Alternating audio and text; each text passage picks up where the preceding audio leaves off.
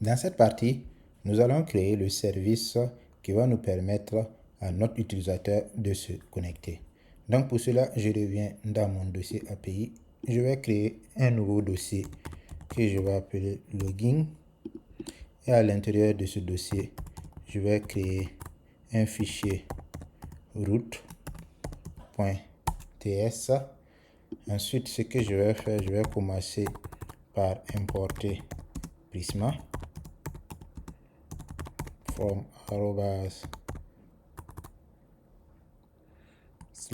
/lib Prisma.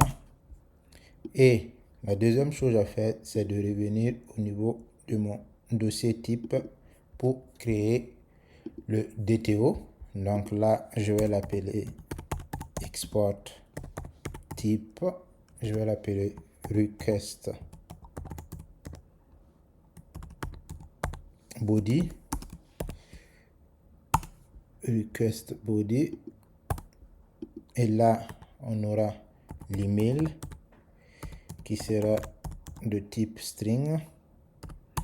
Ensuite, on aura le password qui sera aussi de type string. Là, j'enregistre ça. Je reviens dans mon fichier root. Je fais import. Je vais l'importer from /type. Et là, c'est request body. Et ensuite, ce que je vais faire, je vais importer aussi bcrypt parce que ça va nous servir. Donc là, je peux maintenant commencer par créer la méthode post qui est égale, c'est async. Et là, il va prendre un paramètre la requête. Et là, je vais créer encore une constante que je vais appeler body qui sera de type request body. Et ça sera await request.json. Ensuite, ce que je vais faire, je vais récupérer mon utilisateur. Donc, je vais faire const user égale à await. Ça sera prisma.user.find first. Et là, je vais passer ma condition where et je vais dire que email, ça sera body.email.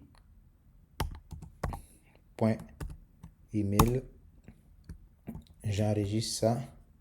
Et là, il faut que je fasse une vérification pour voir si le mot de passe saisi par l'utilisateur correspond bien au mot de passe qui se trouve au niveau de ma base de données.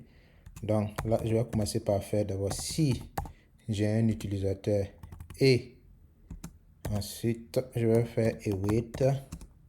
Ça sera bcrypt.compare. Je vais comparer le mot de passe saisi par l'utilisateur. Donc ça sera body.password. Et ensuite par le mot de passe qui se trouve au niveau de la base de données. Password. Et là, si je n'ai rien qui correspond, je vais retourner un objet vide. Donc ça sera return response.json et rien.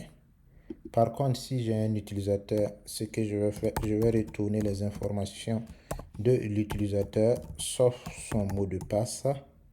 Et ça sera 3.result qui est égal à user. Et là, je vais faire un return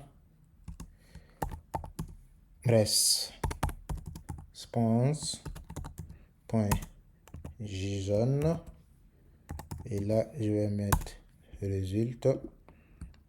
J'enregistre tout ça et rendez-vous sur Postman pour tester la fonction Là, je suis sur Postman pour tester ma fonction login pour voir si l'utilisateur arrive à se connecter.